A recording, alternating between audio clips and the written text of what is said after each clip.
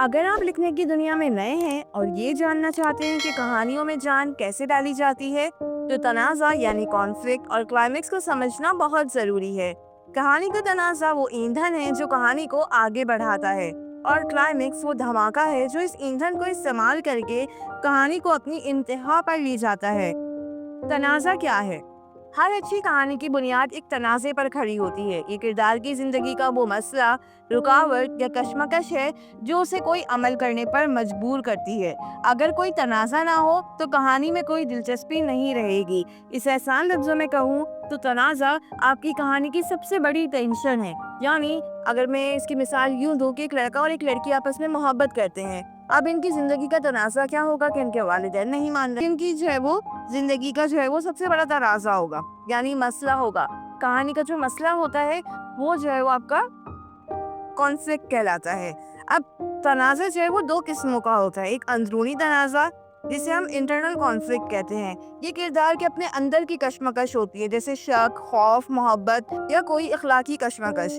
मिसाल के तौर पर एक शख्स जो अपने वादे और अपने दिल की ख्वाहिश के दरमियान फंसा हुआ है, तो दोनों क्या है, इंटरनल कॉन्फ्लिक्ट है। यानी अगर आप कुछ गलत कर रहे हैं तो आपका ज़मीर आपको उस काम को करने से रोक रहा है, या आपको जो है वो बार बार ये ख्याल आ रहा है कि मैं गलत कर रहा हूँ या मैंने किसी के साथ गलत किया। तो ये आपका इंटरनल कॉन्फ्लिक्ट है जो आपको कोई काम करने से, यानी आपकी जो स्मूथली आप चल रहे हैं उसमें एक मसला क्रिएट कर रहा है। इसके बाद दूसरी किस्म आ जाती है बैरूनी तनाज़ा। ये किरदार का किसी दूसरे किरदार, फितरत, माशरे या किसी और बैरूनी ताकत से मुकाबला होता है। मिसाल के तौर पर एक हीरो का अपने दुश्मन से लड़ाई या किसी का सैलाब से बचने की कोशिश करना। ये क्या है? बैरूनी तनाज़ा, यानी किसी भी खौफ से लड़ना, यानी किसी आफत से लड़ना, किसी दुश्मन से लड़ना। ये जो है वो आपका बैरूनी तनाज़ा कहलाता है। अब आ जाते हैं क्लाइमेक्स की तरफ। क्लाइमेक्स कहानी का वो नुक्ता होता है जहाँ सारा तनाज़ा, सारा तनाव और सारी जज्बाती कशमकश अपनी इंतहा पर पहुंच जाती है।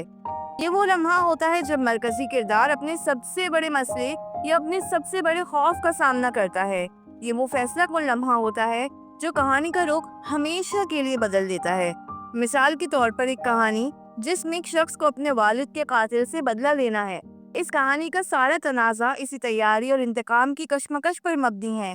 इस कहानी का क्लाइमेक्स वो लम्हा होगा जब कातिल उसके सामने होगा और उसके हाथ में हथियार होगा, मगर वो अचानक ये सोचता है कि क्या बदला लेकर वो अपने वालिद को वापस ला पाएगा, या ये सोचकर कि खून का बदला खून है तो फिर ये सिलसिला कब तक जारी रहेगा। ये लम्हा जब वो अपना हतमी फैसला करता है, यही कहानी का क्लाइमेक्स है। क्लाइमेक्स का मजबूत होना बहुत जरूरी है क्योंकि ये नॉवेल की रीढ़ की हड्डी होता है। अगर क्लाइमेक्स कमजोर हो तो पूरी कहानी बेजान और अधूरी महसूस होती है। मजबूत क्लाइमेक्स कारी को कहानी से गहरा और देर पार जज्बाती ताल्लुक महसूस करवाता है। वो कहानी के अख्ताम के बाद भी इसके बारे में सोचता रहता है। कमजोर क्लाइमेक्स कारी को लगता है कि सारी मेहनत और इंतजार का कोई नतीजा नहीं निकला, नहीं तो ठोस साबित हुई। मिसाल के तौर पर जासूसी नॉवलों में जब जासूस सारी मुश्किलात के बाद आखिरकार असली मुजरिम का चेहरा बेनकाब करता है और ये पता चलता है कि वो मुजरिम उसका कोई करीबी दोस्त था, तो ये एक ताकतवर क्लाइमेक्स है। ये न सिर्फ सस्पेंस खत्म करता है बल्कि कारी को एक जबरदस्त जज्बाती झटका भी देता है। अब हम क्लाइमेक्स को किस तरह लिखें? हमने ये जान लिया कि क्लाइमेक्स और तनाज़ा क्या होता है और जो है वो तनाज़ा कितनी किस्मों का होता है। इसके बाद अब बारी आ जाती है कि हम इसको लिखें कैसे, यानी प्रैक्टिकली इसको अपनी कहानी में कैसे लिखना चाहिए। तो हर कहानी के क्लाइमेक्स एक जैसा नहीं होता, लेकिन ज़रूरी नहीं है कि जो है वो क्लाइमेक्स आप यही लिखें कि दो लोग आमने सामने आ गए और जो है वो उनकी लड़ाई हुई और कहानी का क्लाइमेक्स क्या हो गया। जो है वो क्लाइमेक्स जो है वो मुख्तलिफ तरीक़ों से लिखे जाते हैं। जैसे कि सबसे पहले हमारे पास आ जाता है रिवायती क्लाइमेक्स। इसमें हीरो और विलन के दरमियान एक आखिरी मुकाबला होता है जहां अच्छाई की फतह हो जाती है। मिसाल के तौर पर दो बहनें एक ही लड़के से मोहब्बत करती हैं। क्लाइमेक्स पर बड़ी बहन ये एहसास कर लेती है कि छोटी बहन और लड़का एक दूसरे के लिए बेहतर हैं। वो अपनी मोहब्बत की कुर्बानी देकर उन दोनों को एक कर देती है। ये रिवायती क्लाइमेक्स कहलाता है। इसके बाद आ जाता है गैर मुतवक्का या ट्विस्ट वाला क्लाइमेक्स। इसमें कहानी एक ऐसा मोड़ लेती है जिसकी कारी को बिल्कुल भी तवक्का नहीं होती। मिसाल के तौर पर एक ऐसी कहानी जहां पूरे नॉवेल में सीधे साधे मासूम और मददगार किरदार को दिखाया जाता है, मगर क्लाइमेक्स पर यह पता चलता है कि तमाम जराइम के पीछे उसी का हाथ था। इसके बाद हमारे पास आ जाता है जज्बाती या जाती क्लाइमेक्स। اس میں بیرونی تنازع کے بجائے کردار کی اندرونی کشمکش کا حل پیش کیا جاتا ہے۔ مثال کے طور پر ایک عورت جو طلاق کے بعد مایوسی کی زندگی گزار رہی ہے، ایک دن آئینے کے سامنے کھڑے ہو کر خود سے کہتی ہے کہ میں پھر سے زندہ رہنا چاہتی ہوں، میں اپنی زندگی کو اپنے مطابق جینا چاہتی ہوں۔ یہ لمحہ اس کی اپنی اندرونی لڑائی کا کلائمیکس ہے۔ اس کے بعد آ جاتا ہے نظریاتی یا فلسفیانہ کلائمیکس۔ یہاں کسی لڑائی یا فیصلے کے بجائے کہانی کا پیغام کسی گہرے نظریے یا سوچ میں بدل جاتا ہے۔ مثال کے طور پر ایک کردار جو اپنے دشمن کو مارنے کے لیے بیتاب ہے، آخری لمحے میں ہتھیار پھینک دیتا ہے اور کہتا ہے کہ خون کا بدلہ خون، اس سلسلے کو کہیں تو رکنا چاہیے۔ ہم نے دیکھا کہ کلائمیکس کتنی طرح کے ہوتے ہیں۔ اب ہم ان کلائمیکس کو لکھنے کا طریقہ دیکھتے ہیں۔ سب سے پہلے آپ کیا کریں گے؟ طاقتور تنازع بنائیں۔ تنازع میں نے آپ کو بتایا کیا ہوتا ہے، کہانی کا مسئلہ۔ تو ایک بہت زیادہ اسٹرانگ آپ کا کانفلکٹ ہونا چاہیے۔ کلائمیکس تبھی اچھا بنے گا جب کوئی بڑا مسئلہ یا کشمکش موجود ہوگی۔ کہانی میں تنازع جتنا گہرا ہوگا، کلائمیکس اتنا ہی طاقتور ہوگا۔ اچھا، میں آپ کو مثال سے سمجھاؤں، ہم ایک ہی مثال کو آگے لے کر چلیں گے تاکہ آپ کو فرق سمجھ میں آ جائے۔ اچھا دیکھیں، ہم نے مسئلہ یہاں پہ سب سے پہلے ہم نے ایک مسئلہ بنانا ہے کہ بھئی کہانی کا سب سے بڑا مسئلہ کیا ہوگا۔